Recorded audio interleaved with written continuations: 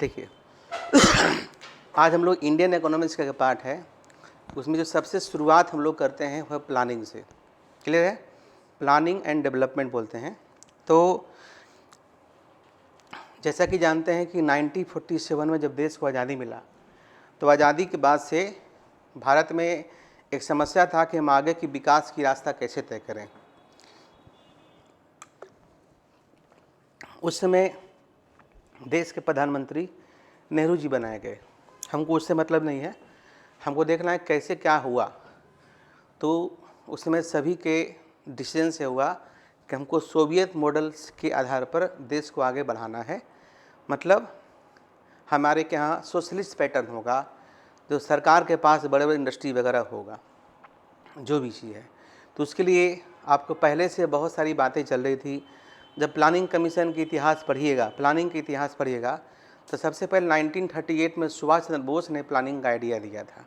उस तरह से करते करते करते करते 1950 में हमारे यहाँ प्लानिंग कमीशन का गठन हुआ, है ना, जो कि पढ़ते हैं। अब प्लानिंग कमीशन का जो गठन हुआ 15 मार्च 1950 को, उसका हेड क्वार्टर नई दिल्ली में था इसलिए क्योंकि है नहीं अब 1 जनवरी 2015 से इसका नाम हो गया national institution for transforming India. क्या नाम हो गया जी? National institution for transforming India. और 1 जनवरी 2015 से, ये भी क्वेश्चन कब आया प्लानिंग कमीशन, कब आया, अब रिप्लेस कब हुआ? हालांकि इसकी घोषणा 15 अगस्त को 2014 को किए थे, जब नरेंद्र मोदी सरकार में आई थी पहली बार, कि हम इसको बदल कर, चूँकि इसमें करप्शन वगैरह बहुत सारी बातें थी, वो अलग बात है। लेकिन क्वेश्चन ये रहता है कि प्लानिंग कमीशन कब आया और प्लानिंग कमीशन किससे रिप्लेस किया गया। तो उसका नाम है national institution for transforming India. National institute नहीं है, बहुत लोग गलती करते, नेशनल इंस्टीट्यूट, उसमें क्वेश्चन निम्नलिखित कौन सही है? National institute for transforming India, national institution for transforming India. तो कन्फ्यूजन होगा तो क्या टिक लगेगा? National institution for transforming India, 1 जनवरी 2015 को। अब देखिए, जब प्लानिंग कमीशन का गठन हुआ तो उस समय यानी कि जो प्लानिंग कमीशन होते हैं उसके जो चेयरमैन होते थे वो प्रधानमंत्री होते थे, चूँकि है ही नहीं है। तो पहले चेयरमैन पंडित जवाहरलाल नेहरू और सबसे लास्ट चेयरमैन नरेंद्र दामोदर दास मोदी। अब चेयरमैन के साथ एक और पद होता था जिसको डिप्टी चेयरमैन कहते थे। क्या बोलते थे? Deputy chairman. तो सबसे पहला डिप्टी चेयरमैन कौन थे? गुलजारलाल नंदा। और सबसे लास्ट चेयरमैन कौन थे? मोंटेक सिंह अहलूवालिया। तो सब याद रखिएगा। क्लियर है? अब बेसिकली सबसे पहले हम समझते हैं प्लानिंग होता क्या है, उसके बाद हम लोग बताएंगे। देखो क्या होता है प्लानिंग। प्लानिंग है क्या? क्या है योजना? तो बेसिकली प्लानिंग जो होता है, हम लोग कहते हैं planning is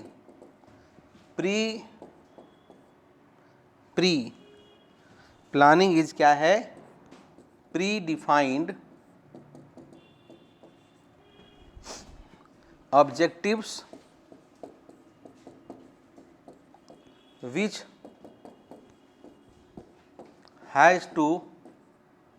which has to fulfill in a definite time period. योजना क्या है? योजना में लिख लो, योजना में लिखो, योजना में पहले से तय किए गए उद्देश्य होते हैं। योजना में पहले से तय किए गए उद्देश्य होते हैं। Predefined. हाँ, planning is the predefined objective.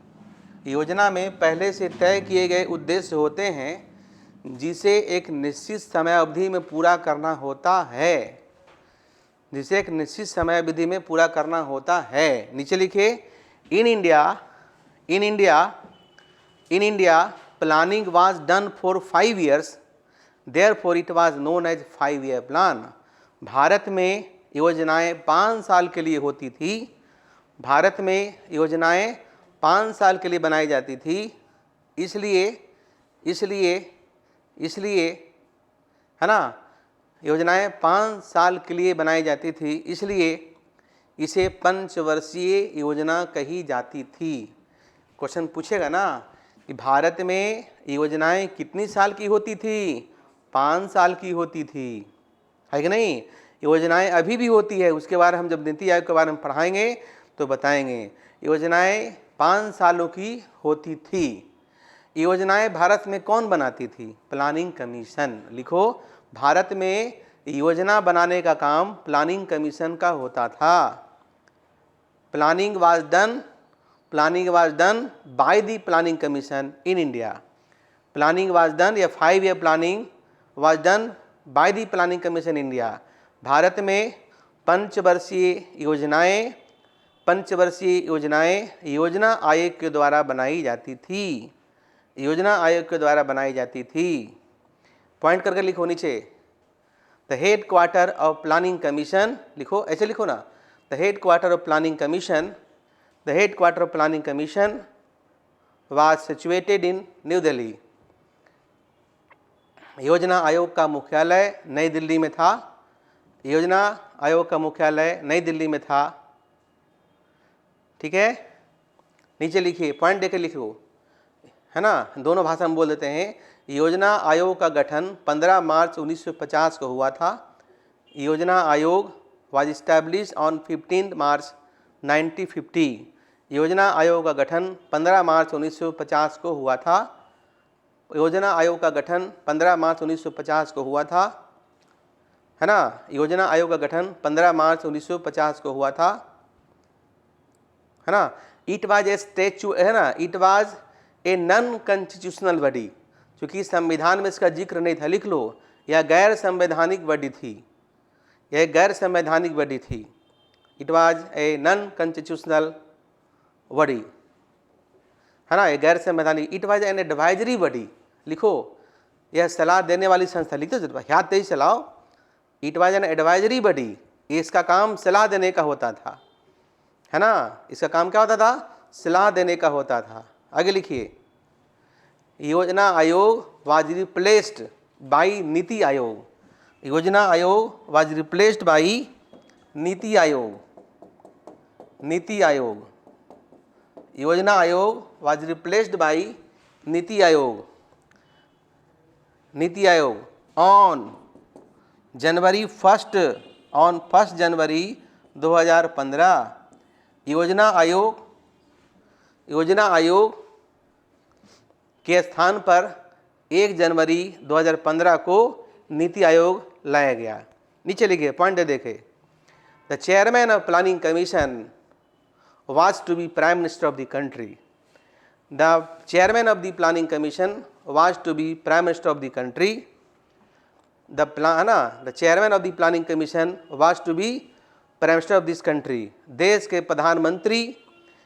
के प्रधानमंत्री योजना आयोग के अध्यक्ष हुआ करते थे।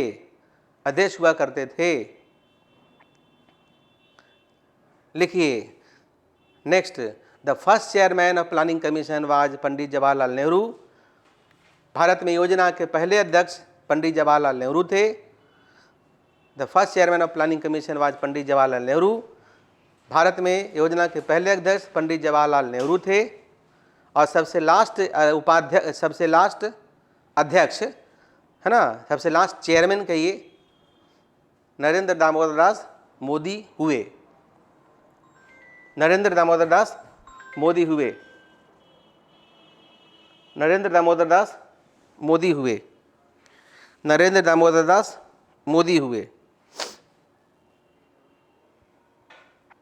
ठीक है, नरेंद्र दामोदर दास मोदी हुए। आई बात समझ में? कौन हुए? नरेंद्र दामोदर दास मोदी। लिखो, the first deputy chairman of planning commission was Gulzari Lal Nanda. Gulzari Lal Nanda, है ना। योजना के पहले उपाध्यक्ष गुलजारे लाल नंदा थे। और सबसे अंतिम अध्यक्ष मोंटेक सिंह अहलूवालिया हुए। और सबसे अंतिम उपाध्यक्ष मोंटेक सिंह अहलूवालिया हुए। The first deputy chairman of planning commission was Gulzari Lal Nanda.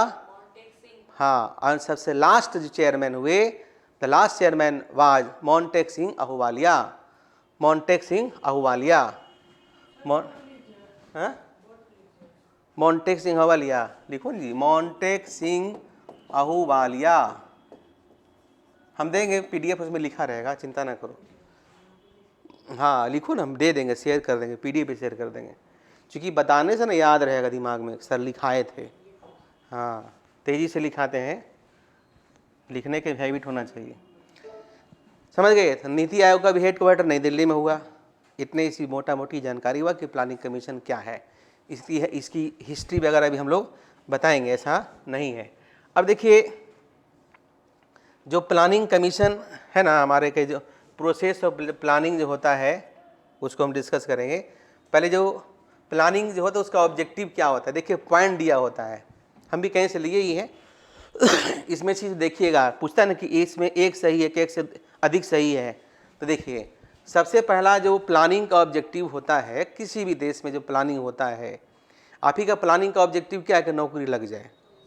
Planning का ऑब्जेक्टिव है कि BA हो जाए, किसी के MA हो जाए, किसी में सेंट्रल यूनिवर्सिटी में हो जाए, कोई प्रोफेसर बन जाए, कोई +2 में टीचर बन जाए, यही सब ऑब्जेक्टिव होता है, तब ना आप मेहनत करते हैं। तो यदि आप प्लानिंग करते हैं तो उसके हिसाब से मेहनत भी करना पड़ेगा। प्लानिंग कमीशन फेलुअर क्या हुआ, हम जब डिस्कशन करेंगे डिटेल्स में तो हम बताएंगे क्यों फेलुअर हुआ।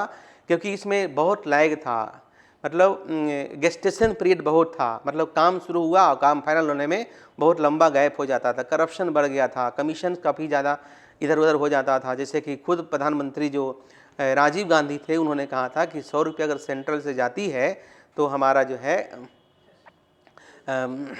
बहुत कम पैसा, यानी कि 15% खर्च होता है, 85 रुपये तो रास्ते में रह जाता है। तो उसी के बाद में जो है 1 जनवरी 2023 को, सब लिखते चलिएगा, 1 जनवरी 2013 को आया था DBT, डायरेक्ट बेनिफिट ट्रांसफ़र, है ना। DBT कब आया था इंडिया में? 1 जनवरी 2013 से लागू हुआ था। उस समय देश के प्रधानमंत्री डॉक्टर मनमोहन सिंह थे। क्वेश्चन पूछे कि भाई कि DBT किसके द्वारा लाया गया? तो डॉक्टर मनमोहन सिंह के द्वारा लाया गया, है कि नहीं? कब से लाया गया? किस सरकार के लाया गया? कांग्रेस सरकार के द्वारा लाया गया। क्यों लाया गया? ताकि पैसा सीधा खाता में पहुँचे। पहले अगर कोई एक्सीडेंट किया तो 5 लाख मिलना है तो हमारे पास 1.5 लाख रुपया, तो 3.5 लाख कमीशन में चला गया। स्कॉलरशिप 10,000 है तो प्रिंसिपल साहब खा गए, स्कूल वाले खा गए, किरानी खा गए।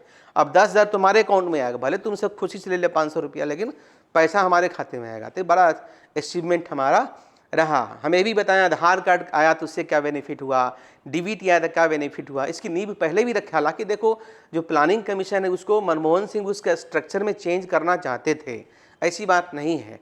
तो भाई इसको अब जब मोदी जी आए तो उसको फाइनल किए, तो जो काम करते फाइनल नाम उसी का होता है ना।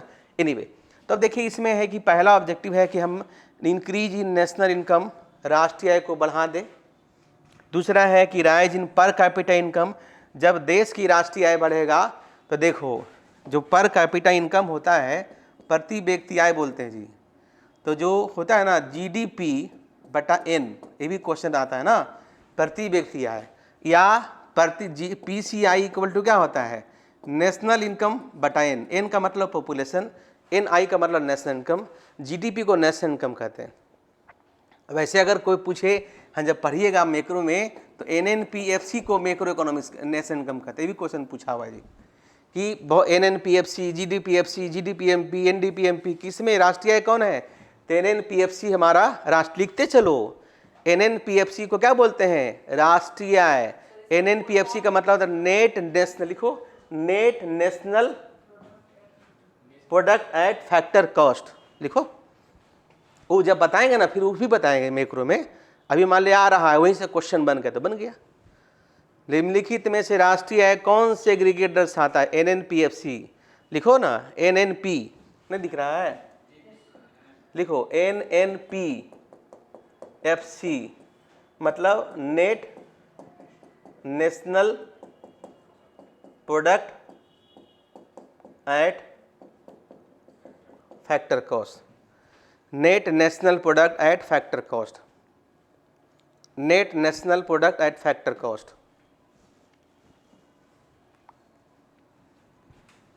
ठीक है, net national product at factor, समझ गए?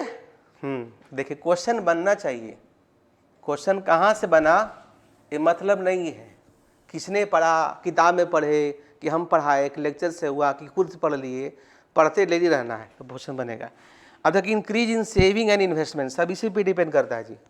जब इकोनॉमिक्स पढ़िएगा ना आगे तो y इक्वल टू होता है C प्लस एस या y इक्वल टू होता है C प्लस आई। अगर पूछेगा कि y क्या रिप्रेजेंट करता है भाई, तो y हमारा रिप्रेजेंट करता है नेशनल इनकम। y का मतलब क्या, नेशनल इनकम। C का मतलब क्या, कंजम्पशन, पूरे देश का कंजम्पशन। कंजम्पशन में प्राइवेट कंजम्पशन हो सकता है, गवर्नमेंट कंजम्पशन हो सकता है, सेविंग, ठीक है। अब एक्चुअली जब पढ़िएगा ना एग्रीगेट डिमांड सप्लाई पढ़ाएंगे आगे, तो एग्रीगेट डिमांड में होता है C प्लस आई और एग्रीगेट सप्लाई में होता है C प्लस एस। और जब दोनों के इक्विलिब्रियम कीजिएगा AD इक्वल टू एस, पढ़ते हैं ना, डिमांड इक्वल टू सप्लाई, तो C plus S equal to C plus I, तो समझे C कट जाएगा तो S इक्वल टू आई होता है, यानी इक्विलिब्रियम में S इक्वल टू आई। ये भी क्वेश्चन पूछा है, सब बनेगा। अभी टॉपिक पढ़ाने रहे जी, ये है इंडियन, ये सब पढ़ेंगे मैक्रो में, जब पढ़ेंगे तब तो सब क्लियर वहाँ पे हो जाएगा, लेकिन ऐसा होता है। तो देखिए जब देश की राष्ट्रीय आय बढ़ेगी, देश में राष्ट्रीय आय बढ़ेगा, देश का प्रति व्यक्ति आय बढ़ेगा।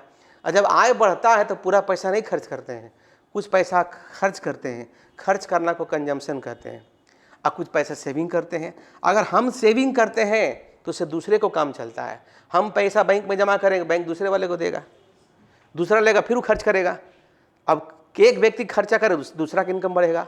Consumption of one individual is the income of another individual, ऐसा केन्स ने कहा था। क्वेश्चन लिखते चलो, एक व्यक्ति का खर्चा दूसरे व्यक्ति का इनकम होता है। 1929 में जब जनरल थ्योरी पुस्तक आई थी तो उसमें कहा था कि खर्च बढ़ाइए, मार्जिनल प्रोपेंसिटी टू कंज्यूम बढ़ाइए, कि अर्थव्यवस्था में जो डिप्रेशन आई है, जो रिसेशन आई है, वो क्यों आई है, तो अर्थव्यवस्था में एग्रीगेट डिमांड कम गया है। एग्रीगेट डिमांड बढ़ा कैसे बढ़ेगा, तो गवर्नमेंट एक्सपेंडिचर से बढ़ेगा। गवर्नमेंट एक्सपेंडिचर कैसे बढ़ेगा, तो सरकार जब रोड बनाएगी, पुल बनाएगी, रोड बनाएगी, कई कैसे रोड बनल है तब तो केंद्र कहते रोड तोड़वा दो, फिर से बनाओ रोड। लोगों को काम मिलेगा, लोगों को पैसा जाएगा। अर्थव्यवस्था में जब लोग काम करेंगे तो अर्थव्यवस्था में शांति, पीस एंड हार्मोनी की बात करते हैं। घर में 5 लोग हैं ना, पांचों काम में लगा, कोई लड़ाई झगड़ा नहीं, ज़्यादा नहीं होता है। 5 को में वो कमाने वाले, 4 को खुरफाती करने वाले, खासकर लेडीज़ हो, बुरा नहीं मानना, तो उसके भी एनर्जी है ना, तो यूज कहाँ होगा, इधर का बात उधर, इधर का बात, माँ झोटम झोटी हो जाता है। लेकिन अगर 5 कमाने वाला है तो शांति होता है।